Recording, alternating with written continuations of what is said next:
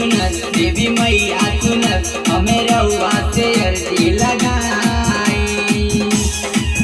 लेके लाली चुनर देवी मैया चुनर हमें रउआ से अर्जी लगाई। आजा रे देवी माई करब हम पूजाई। आजा रे देवी माई करब हम पूजाई।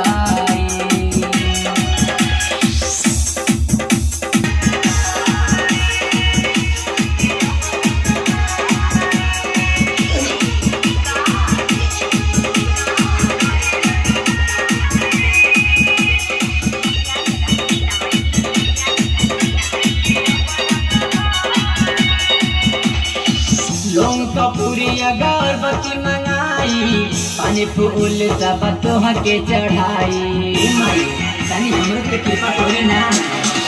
लोग कपूरी अगरबत्ती मंगाई पानी फूल सब तोह के चढ़ाई।